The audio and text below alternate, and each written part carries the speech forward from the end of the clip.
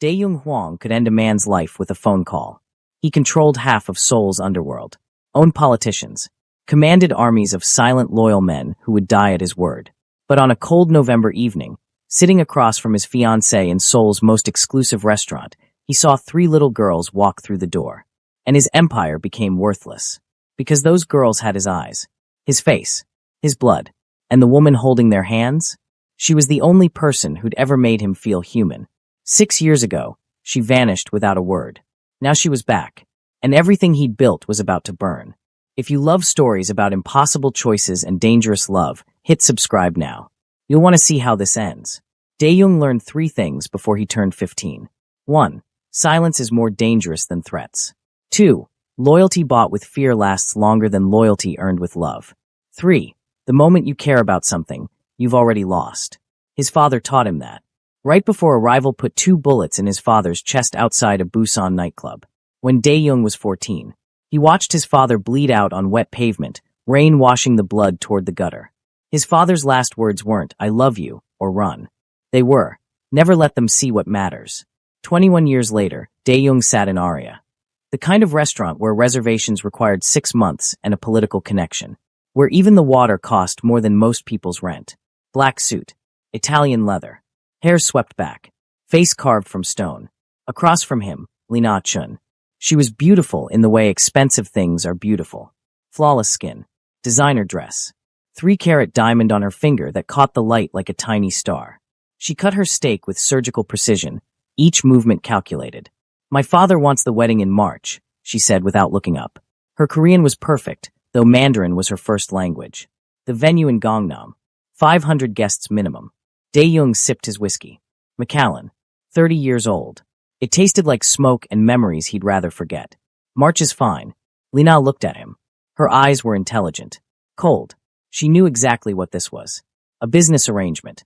Her father, Richard Chun, controlled port operations between Seoul and Shanghai.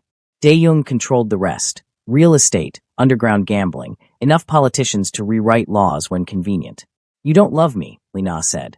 Not a question. A statement of fact. "No," he replied. "Good." She returned to her steak. "I don't love you either. Love is a liability in our world. Affection makes you weak.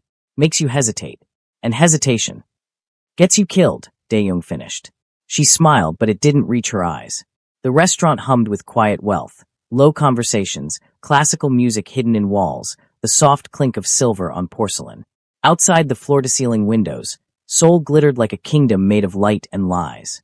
Dae-Jung had built his empire in the shadows of those lights. Blood, silence, calculated violence. He was good at it. Maybe too good. His phone buzzed. Minjun, his second-in-command since they were kids in Busan, stealing food from street vendors and learning which adults could be bribed. The text was simple. All clear. Chen's men left the dock. Dae-Jung typed back. Good. Lina was talking about honeymoon destinations, Paris, the Maldives, maybe Switzerland, but Dae-Jung wasn't listening. He was thinking about his father's advice. The man who has nothing to lose is the most dangerous man alive. So make sure you always have something. But never let anyone know what it is. Dae-Jung had followed that for 20 years. He had money, power, fear-based respect, but nothing he couldn't walk away from. Nothing that could be used against him. Until 6 years ago. Her name was Sage Adeyemi. Half Nigerian, half Korean. Art curator. Eyes that saw through the walls he'd spent decades building. She'd approached him at a gallery opening in Itaewon, standing in front of a painting of a burning city. "Do you think it's beautiful or tragic?" she'd asked. "Both," he'd answered. She'd smiled. Good. Most people only see one or the other. 3 months later, he loved her. 6 months later, she was gone. No warning. No explanation. Just an empty apartment and a disconnected number. He'd searched. Used every resource, every contact, every favor owed. Nothing. She'd vanished like smoke. For 2 years, he looked. Then he forced himself to stop. Because looking meant admitting she mattered. And if she mattered, she was a weakness. And weaknesses got you killed. So he buried it. Buried her. Focused on expansion. On power. On becoming the kind of man even Richard Chun had to respect. Dae-Jung. He blinked. Lina was staring at him. "Sorry." "What?" "I asked if you wanted dessert." "No. Then he saw her. Time didn't stop. That's a lie people tell in movies. Time kept moving, But Dae-young's body forgot how to breathe. Because there across the restaurant, near the entrance, stood Sage. Same braids pulled back. Same bronze skin. Simple green dress. Still beautiful. Still the only person who'd ever made him feel like something other than a weapon. But that wasn't what made his chest collapse.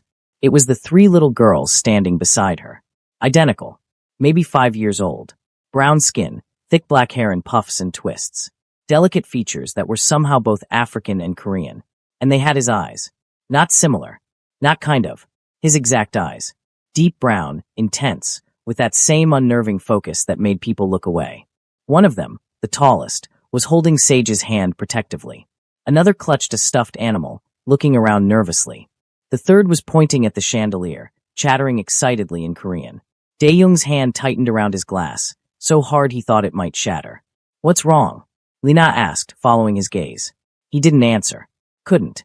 Because Sage had seen him. The color drained from her face. Her entire body went rigid. She bent down quickly, whispering something urgent to the girls, then started steering them back toward the exit. "Excuse me," Dae-young said, standing. "Where are you?" But he was already moving. He crossed the restaurant in seconds, his body on autopilot. The host tried to intercept him, but one look made her step back. "Sage." She froze at the door. Her shoulders tensed. Slowly, painfully, she turned. Dae-young. Her voice was exactly as he remembered. Soft. Strong. Tired. The three girls looked up at him with wide, curious eyes. "Mama, who is that Ajiasi?" The tallest one asked in perfect Korean. "Mother." The words felt like bullets. "Go outside," Sage told them gently. "Wait by the fountain. I'll be right there." "But Mama." "Now Zuri. Take your sisters." Zuri hesitated. Then she nodded, taking her sister's hands and leading them through the glass doors.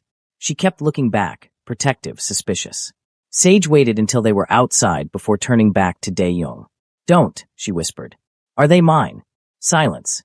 Her eyes were wet, but no tears fell. "Are they mine?" "Yes." The single word detonated something in his chest. How old? 5.5.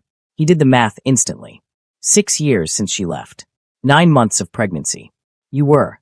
When you disappeared, you were. 1 month pregnant. Yes. The restaurant noise faded. The world narrowed to just her face. "Why?"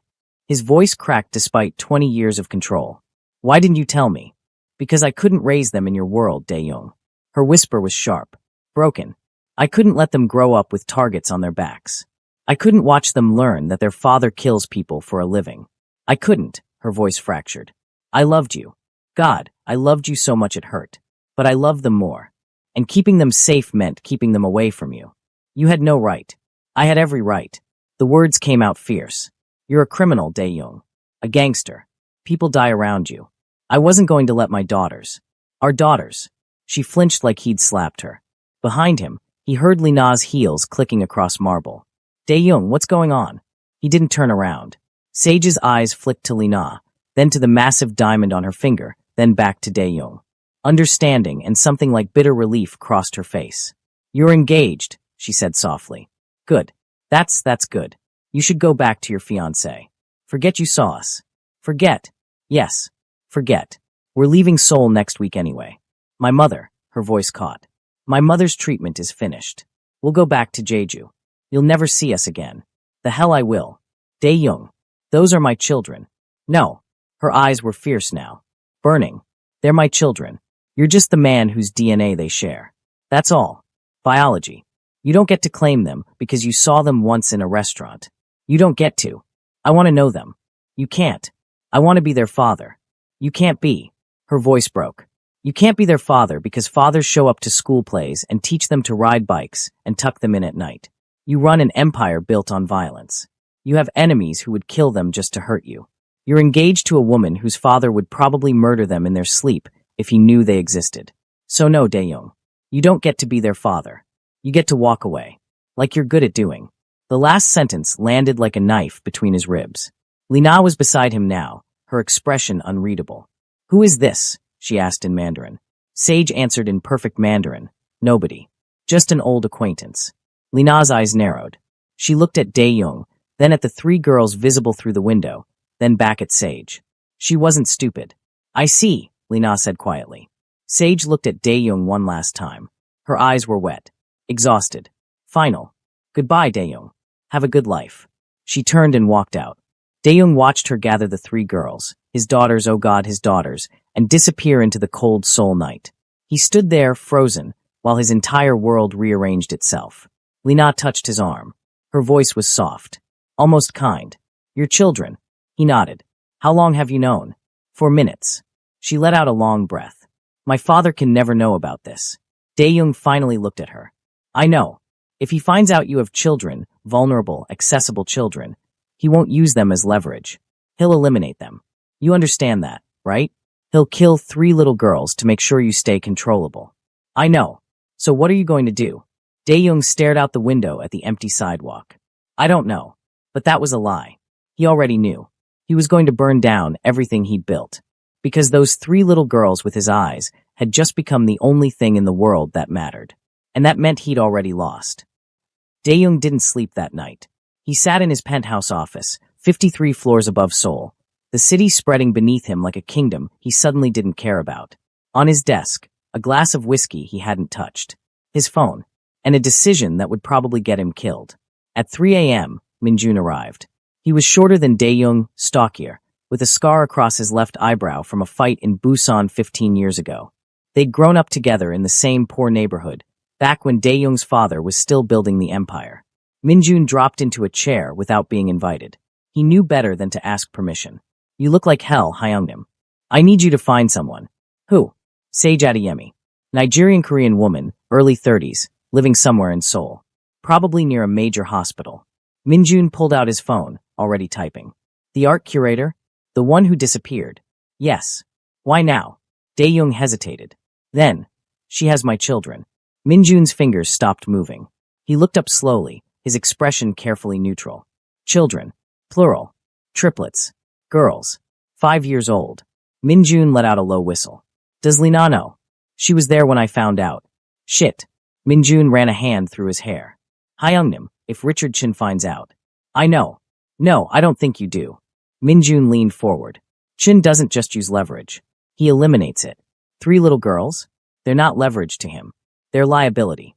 Loose ends. He'll have them killed before they can be used against you or before you can be weakened by caring about them. Dae-young's hand tightened into a fist on the desk. Then he doesn't find out. How? Lina knows. Her loyalty is to her father, not you. This marriage is business, remember? You said it yourself. Lina's smart. She knows killing children crosses a line even in our world. It would make me an enemy, not an ally. The wedding would be off. The partnership would collapse. Her father's empire would take a hit. She won't tell him. You're betting their lives on her self-interest? Yes. Minjun stared at him for a long moment. You've changed. No. I just finally have something worth protecting. Silence filled the room. Outside, Seoul sparkled, indifferent to the conversation happening 53 floors up. Then Minjun nodded slowly. I'll find them by morning. Thank you. But Hyungnim, you need a real plan. Because even if Lina stays quiet, someone will find out eventually. Someone always does. A photograph. A witness. A bribe. And when that happens, I'll handle it. How? Dae-young looked out at the city. His city. The empire he'd spent 20 years building.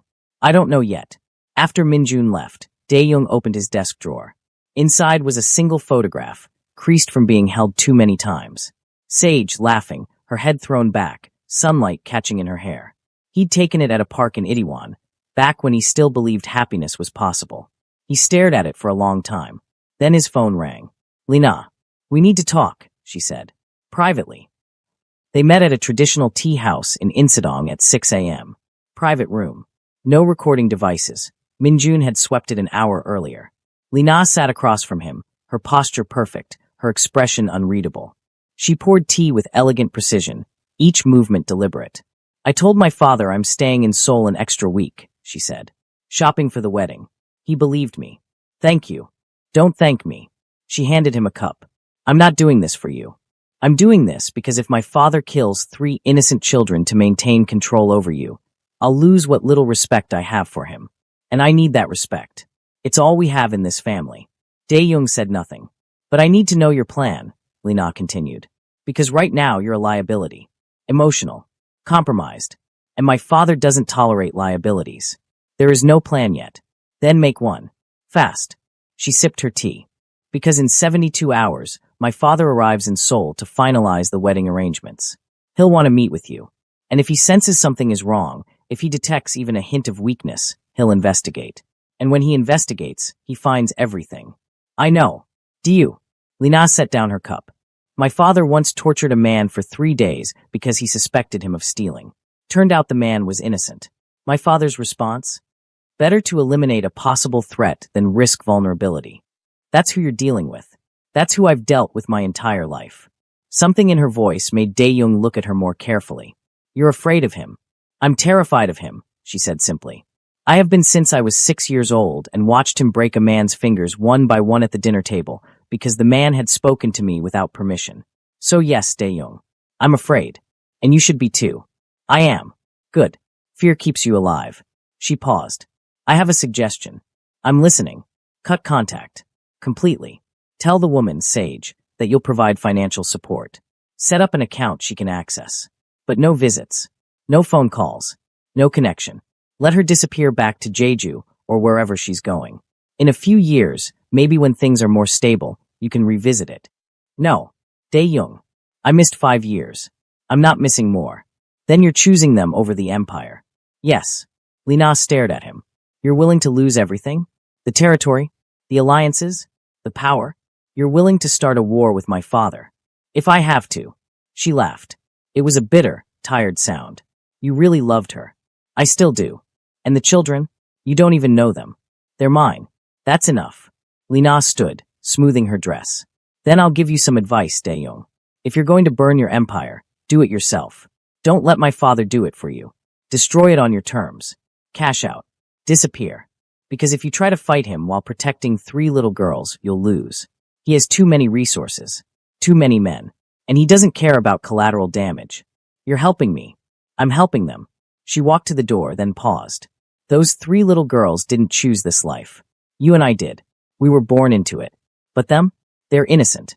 And maybe, her voice softened, maybe they deserve a chance we never had. She left. Dae-young sat alone in the tea room, staring at the untouched cup in front of him. By noon, Minjun had the address. Sage lived in a small apartment in Mapogu, near Hongdae. The kind of neighborhood filled with students and artists, and people trying to survive in Seoul without family money. The building was old, paint peeling, stairs narrow. Dae-young stood outside for 10 minutes before knocking. He could hear voices inside. Children laughing. Sage's voice, warm and patient, speaking in Korean. He knocked. The voices stopped. Footsteps. The door opened a crack. Sage's face appeared, and when she saw him, something between anger and resignation crossed her features. How did you find me? I have resources. Of course you do. She didn't open the door wider. What do you want? To talk. We talked last night. No. You talked. I listened. Now I want to talk. She stared at him for a long moment. Then, reluctantly, she opened the door. The apartment was small but clean. Children's drawings covered one wall. Toys were scattered across the floor in organized chaos.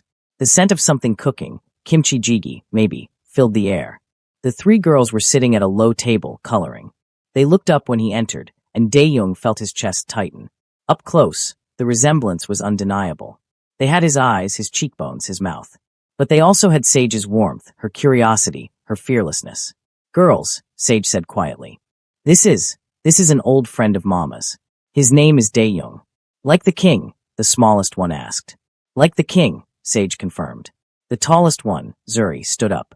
She walked over to Dae-young and looked up at him with those unsettling, familiar eyes. Are you our appa? She asked in Korean. The room went silent. Sage's face went pale. Zuri, we talked about this. But Mama, he has our eyes. And our chin. And you said our appa lives in Seoul, but we can't see him because he's busy. Is he our appa? Dae-young looked at Sage. Then back at Zuri. He knelt down so he was at her eye level. Yes, he said quietly. I'm your appa. The other 2 girls gasped. The middle one dropped her crayon. The smallest one's eyes went wide. Dae-young, Sage started, her voice strained. But Zuri was still staring at him. Why didn't you come see us before? Because I didn't know you existed. Why not? Because. He glanced at Sage, who was gripping the counter so hard her knuckles were white. Because sometimes adults make mistakes. Did Mama make a mistake? No. I think she was trying to keep you safe. From what? From my world.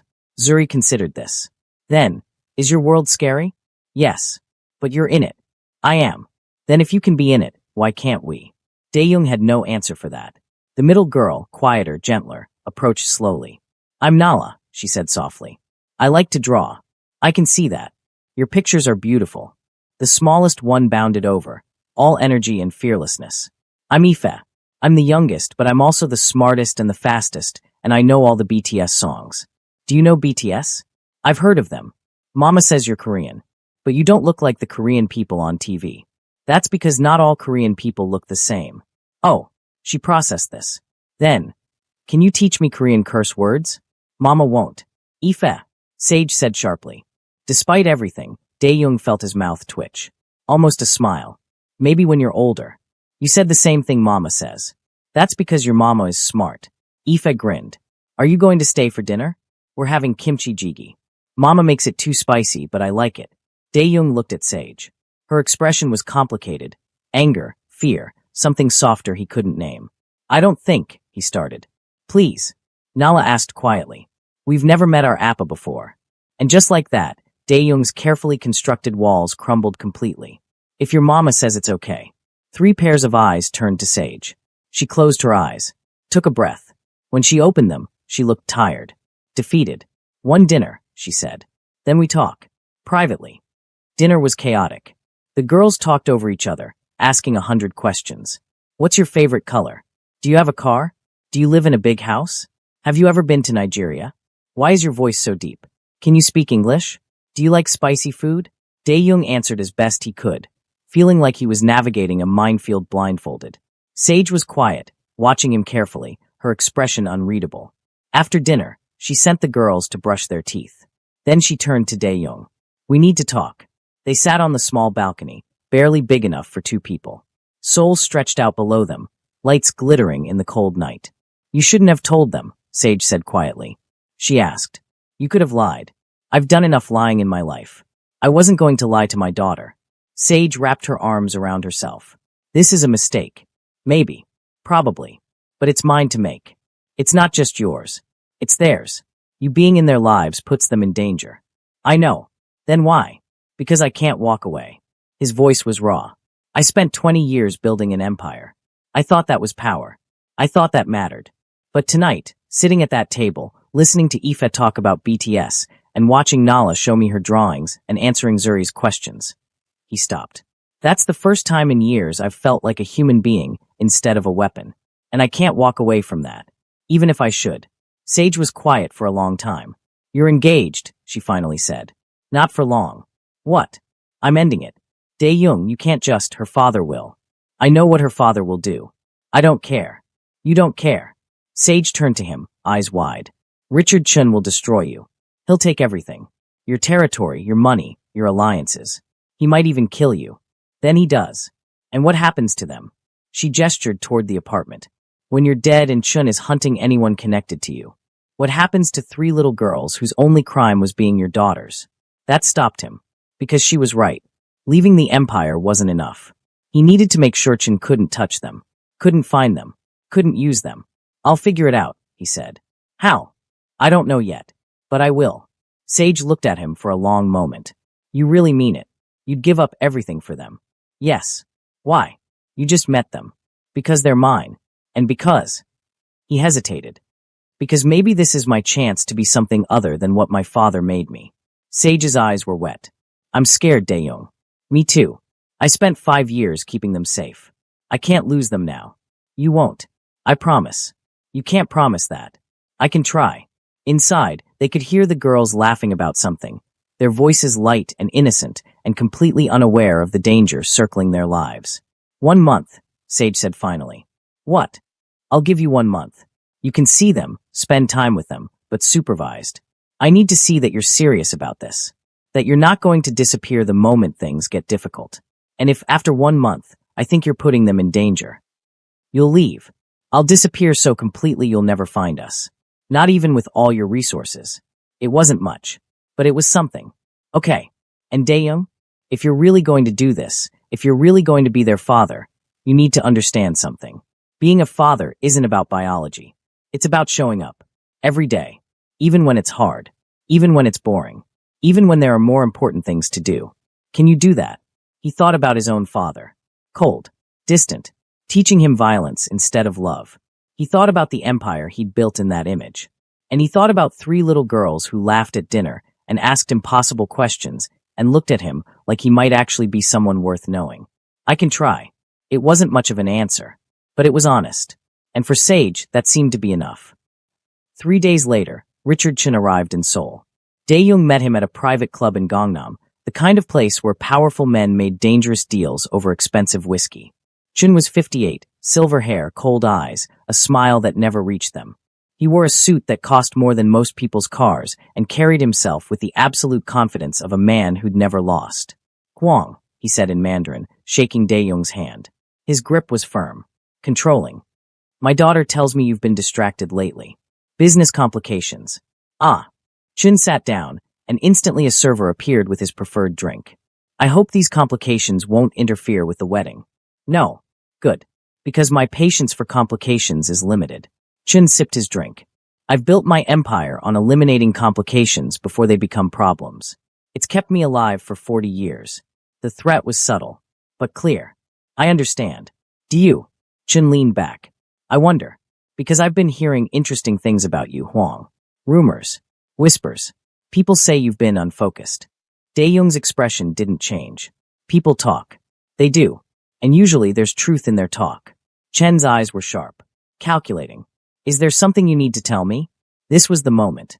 Dae-young could lie. Could smile and deflect and buy himself more time. Or he could do what Lina suggested. Burn it down himself. "Yes," Dae-young said. "The wedding is off." Silence. Chen didn't move. Didn't blink. Just stared at Dae-young with those cold, dead eyes. "Excuse me. The wedding. The alliance. I'm ending it." "You're ending it." Chen's voice was soft. "Dangerous. May I ask why?" "Personal reasons." "Personal reasons." Chen laughed. It sounded like breaking glass.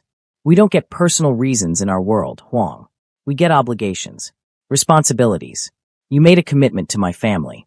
To me. And now you're going to break it because of personal reasons." "Yes. I see." Chen set down his glass. "Then let me be very clear about what happens next. If you break this engagement, you break our alliance. All protection my organization offered you? Gone. All territory we agreed to share? Mine. All political connections, all financial arrangements, all mutual benefits? Dissolved. I understand. Do you? Because I don't think you do."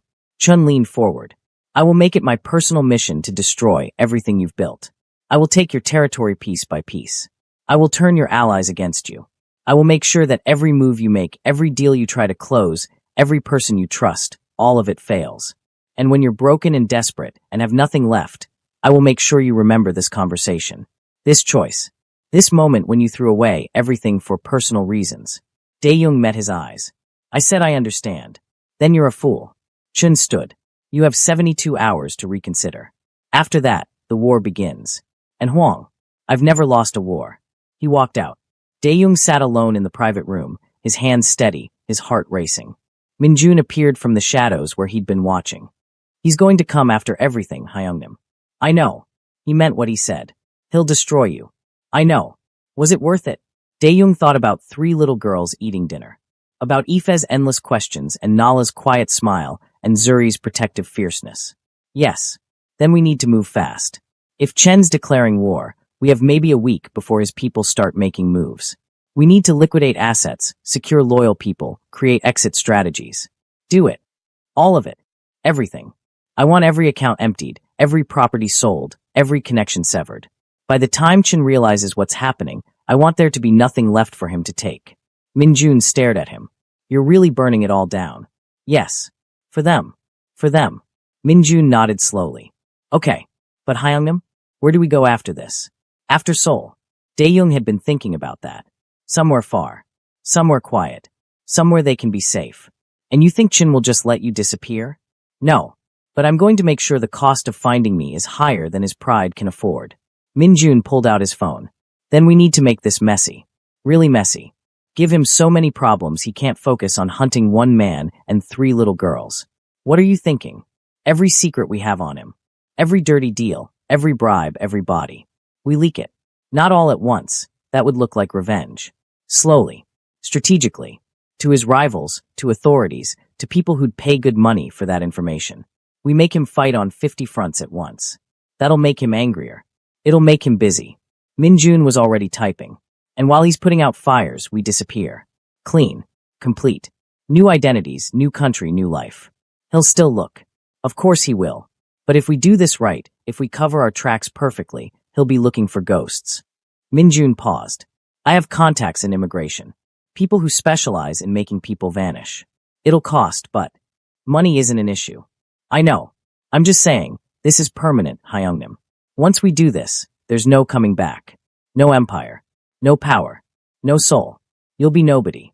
Dae-young looked out the window at the city he'd controlled for 20 years. Good, he said quietly. Nobody sounds perfect. The next week was chaos. Dae-young moved through Seoul like a ghost, liquidating everything he'd built. Property deeds transferred to shell companies. Accounts emptied and scattered across a dozen countries. Loyal lieutenants given severance packages and warnings to disappear. Lina called once. My father knows, she said. He's furious. I expected that. He's putting bounties out.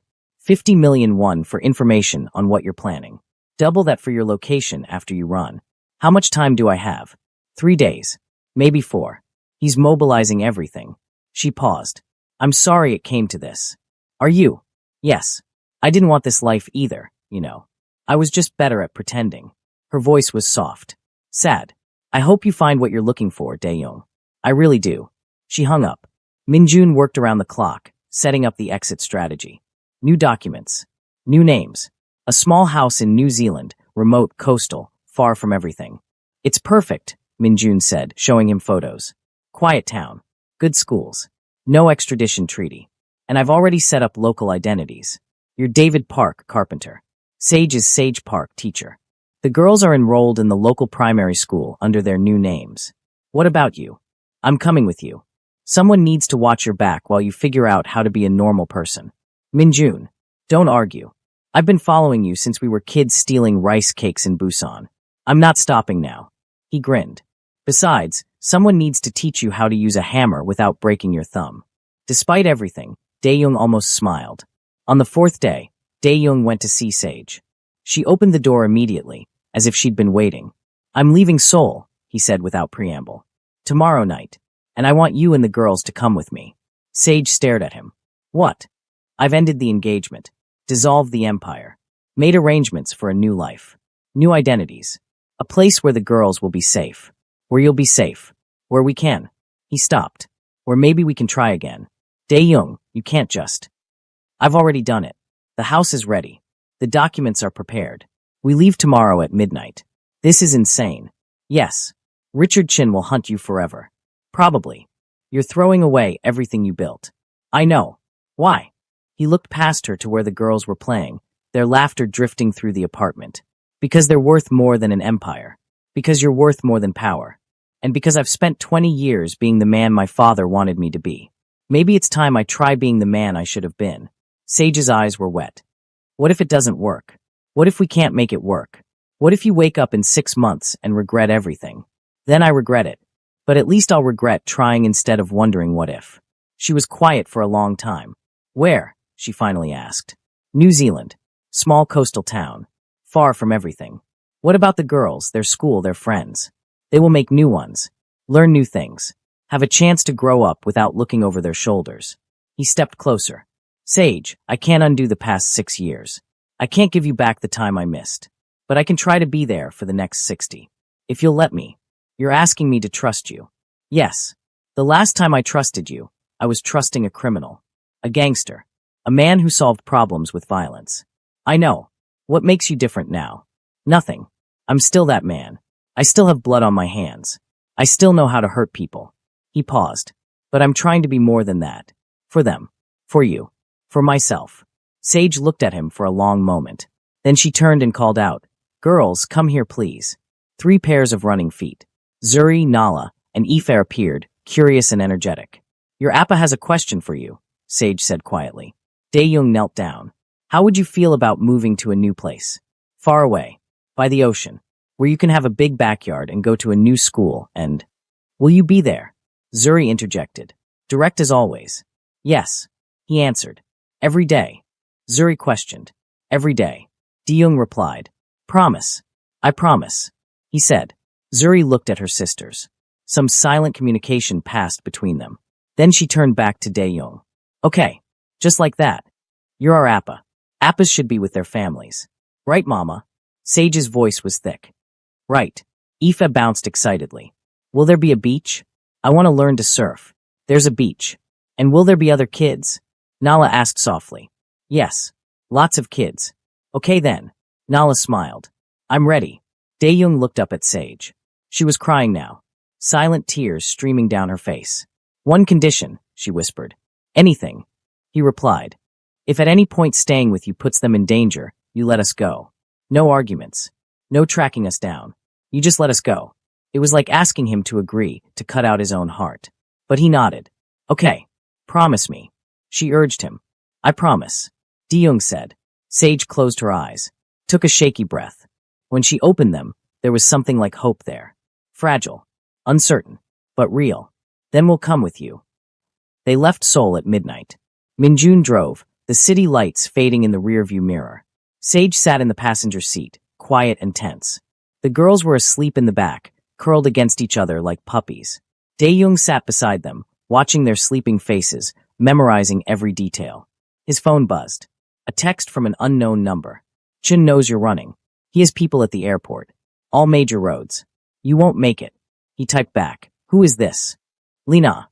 There's a private airstrip in Gimpo. Small. No security cameras. I've arranged for the guards to be elsewhere for the next 2 hours. Go there. Now. Why are you helping me? Because those 3 little girls deserve better than this world gave us. Now go before I change my mind. Young showed Minjun the message. Could be a trap, Minjun said. Could be. But she's right. We won't make it through the main routes. Your call, Hyungnim. Young looked at the sleeping girls again. Go to Gimpo. The airstrip was dark. Empty. Exactly as Lina promised. A small private jet waited, engines already running. They boarded quickly. Minjun did one last sweep for tracking devices. Found none. As the plane taxied, Young looked out the window at Seoul one last time. 20 years. An empire. Everything he'd known. Gone. Beside him, Aoife stirred in her sleep, reaching out instinctively. Her small hand found his grip tight, then relaxed. And Young realized something. He'd spent 20 years building an empire that made him powerful. But this small hand trusting him in sleep, this was what made him strong. The plane lifted into the night sky. Seoul disappeared below them. And Young Hwang, gangster, criminal, ghost of Gangnam, disappeared with it. 3 months later, the coastal town of Raglan, New Zealand. David Park stood in his workshop, planing a piece of kauri wood. His hands were steady, patient, learning. The workshop was small, attached to their house, a modest 2-story with a view of the ocean. Nothing like the penthouse in Seoul. But it was theirs. Safe. Real. Appa. He looked up. Aoife was running toward him, still in her school uniform, her backpack bouncing. Look what I made. She thrust a drawing at him. It was crude but enthusiastic. A family standing in front of a house. 4 figures plus a smaller one in the corner. That's you, that's Mama, that's me and Zuri and Nala. And that's Uncle Minjun, even though he says we can't call him Uncle, but I'm calling him Uncle anyway. Young studied the drawing carefully. It's beautiful. It's for you. For your workshop. So you remember us when you're working. I could never forget you. I know. But just in case. She grinned. Mama says dinner is in 20 minutes. She's making your favorite. I'll be there. Aoife ran off, already yelling something to her sisters. Young pinned the drawing to the workshop wall. Next to it were others, Nala's watercolors, Zuri's careful sketches, Aoife's chaotic explosions of color. His phone buzzed. Minjun. Chen's still looking. But the trail's cold. I think we're clear. Good. He texted back. You happy, Hyungnim? Young looked out the workshop window. Sage was in the garden, laughing at something Zuri said. Nala was showing her a flower. Aoife was doing cartwheels across the grass. Yes, he typed back. I think I am. Good. You earned it. Minjun replied. Inside the house, Sage called out. David. Dinner. David. Not Young. Not the ghost of Gangnam. Not the man who once controlled half of Seoul's underworld. Just David. Carpenter. Father. Trying his best. He set down his tools and walked toward the house. toward the chaos of three little girls fighting over who got to sit next to him, toward Sage's gentle smile and knowing eyes, toward a life he never thought he deserved. 20 years ago, his father told him, never let them see what matters. But his father was wrong. The things that mattered were exactly what made you human. And Dae-young, David, was finally learning what that meant. 6 months later, Sage found him on the beach at sunset, watching the girls play in the waves. They were braver now, louder, happier. She sat beside him, close enough that their shoulders touched. Do you ever regret it? She asked quietly.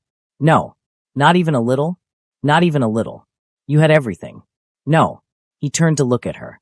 I had power. I had fear. I had control. But I didn't have this. This is just chaos and noise and never enough sleep. I know. He smiled. It was easier now. More natural. It's perfect. Sage leaned her head on his shoulder. They asked me yesterday if we were going to get married. What did you say? I said maybe. If their appa asked nicely. Is this you asking me to ask? Maybe. He was quiet for a moment. Then, Sage Adeyemi. Will you marry me? That wasn't very nice. Sage Adeyemi. Will you please marry me? She smiled. Better. But you're missing something. What? The part where you promise you'll never leave. I'll never leave.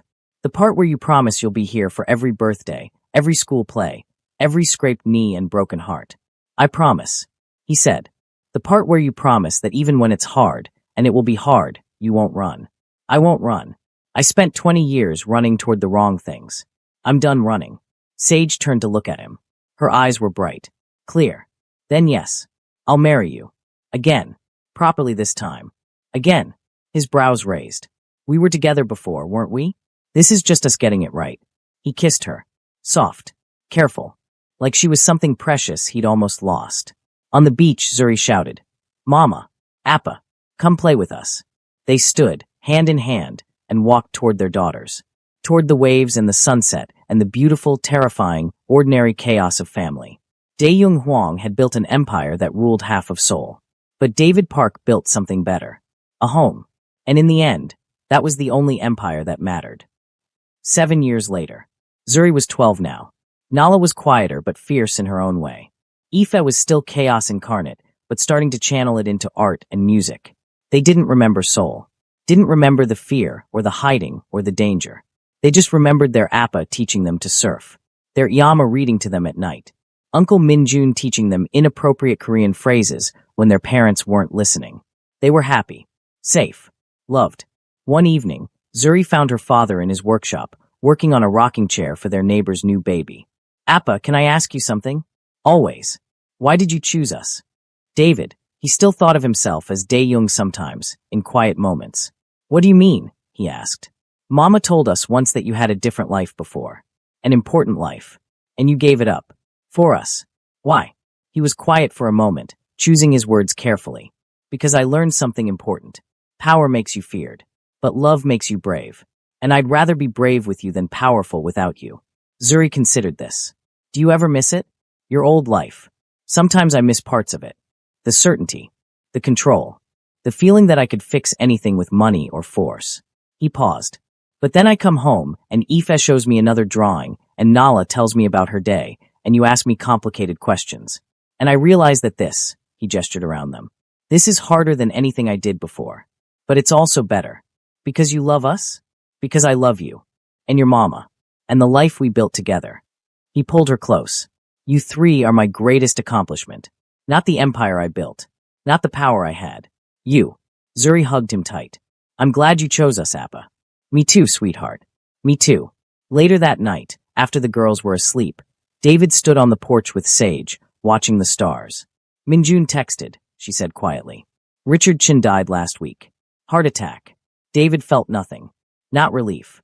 Not satisfaction. Just nothing. It's over then. It was over years ago. We just didn't know it.